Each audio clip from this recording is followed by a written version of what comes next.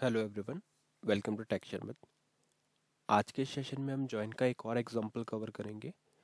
और ये जो एग्जांपल है वो एक तरह का एक सेपरेट टाइप ऑफ जॉइन भी कंसिडर हम कर सकते हैं, जिसको नॉर्मली हम सेल्फ जॉइन बोलकर बोलते हैं, है ना। तो सेल्फ जॉइन में होता क्या है, यहाँ पे हमारे पास जॉइन जब भी हम अप्लाई करते हैं तो हमारे को दो टेबल की नीड नहीं होती है। हम सेम टेबल पे ही सेम टेबल को ही दोबारा से यूज़ करते हैं अपने आउटपुट को रिट्रीव करने के लिए। ठीक है। तो सेल्फ ज्वाइन ऑल दो हम करेंगे यूज़ इनर ज्वाइन का ही, बट वो सेल्फ ज्वाइन क्यों बोलते हैं उसको वो मैं आपको एग्जांपल के साथ में बताऊंगा।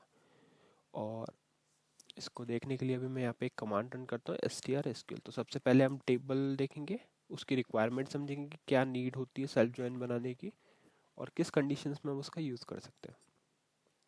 तो टेबल देखने के लिए हम यहाँ पे लिखेंगे select star from Sharmit one, जो मेरा लाइब्रेरी का नेम है, स्लैश, और यहाँ पे हम एक टेबल यूज़ करें स्टूडेंट्स। ठीक है, स्टूडेंट्स नेम से हमारे पास एक टेबल है जिसमें हमने कुछ स्टूडेंट नेम स्टोर किए हुए हैं। यहाँ पे स्टूडेंट आईडी और स्टूडेंट नेम अवेलेबल है। ठीक है।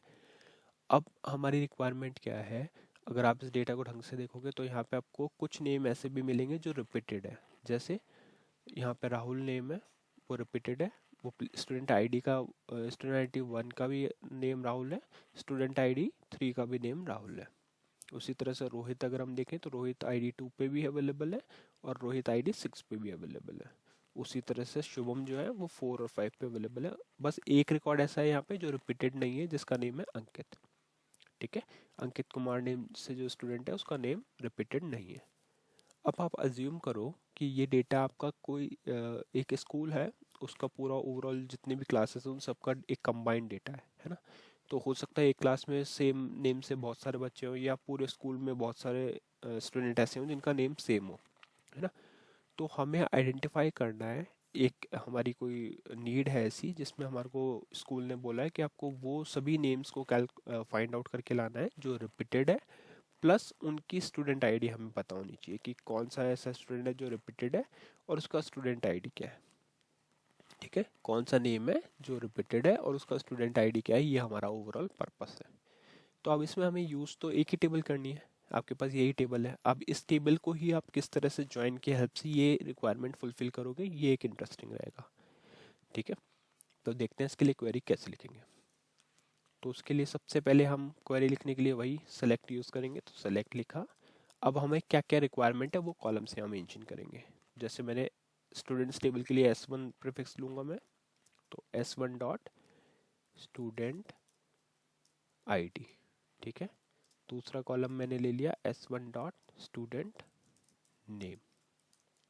अब मैं क्या करने वाला हूँ, इसी टेबल को इसी से ज्वाइन करने वाला हूँ, क्योंकि हमारी रिक्वायरमेंट जो है कि हमें आइडेंटिफाई करना है कि कौन से स्टूडेंट नेम रिपीटिव है, और अगर रिपीटेटिव है तो उनका आईडी क्या है।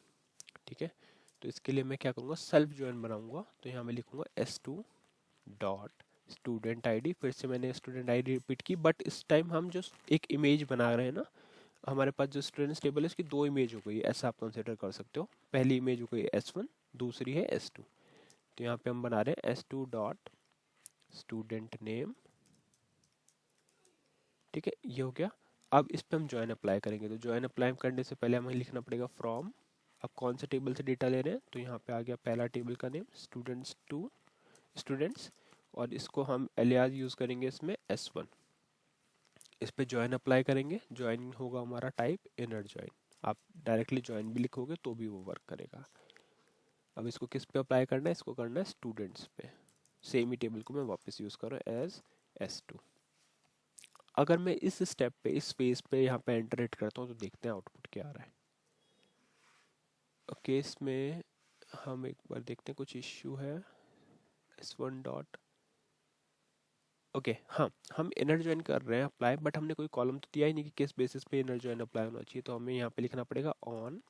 ये कुछ स्टेप्स है, जैसे अभी मैं स्किप करा, तो वैसे आप लोगों को भी ध्यान रखना पड़ेगा कि कुछ ऐसे पॉइंटर्स हैं जो हमें फिक्स रखने ही है। जैसे यहाँ पे ऑन, ऑन के साथ में हमें क्या लिखना पड़ेगा, S1 dot student ID equal S2 dot student ID. ठीक है, यहाँ पे हमने दोनों पे अप्लाई किया। अभी अगर एंटर करते हैं तो ये रिकॉर्ड लेके आता है, बट अगर आप देखोगे तो ये रिकॉर्ड किस तरह से ला रहा है देखते हैं। यहाँ पे शिफ्ट F8 किया तो राहुल शर्मा यहाँ पे इसने फर्स्ट रिकॉर्ड के लिए भी दिखाया है और यहाँ पे भी फर्स्ट के लिए दिखाया था, बट ये हमारी रिक्वायरमेंट नहीं थी, हमें तो वही आइडेंटिफाई करना था जहाँ पे रिपीटेड है।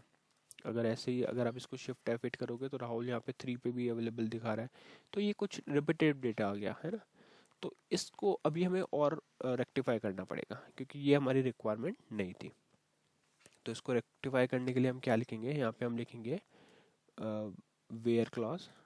वेयर क्लॉज में हम लिखेंगे कि S1 स्टूडेंट, और यहाँ पे हमें तो नेम के बेसिस पे इसको ज्वाइन करना है, तो यहाँ पे स्टूडेंट आईडी नहीं स्टूडेंट नेम होगा, स्टूडेंट नेम, और यहाँ पे भी होगा स्टूडेंट नेम,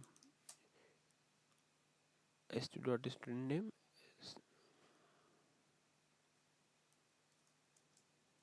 और S1 डॉट स्टूडेंट नेम।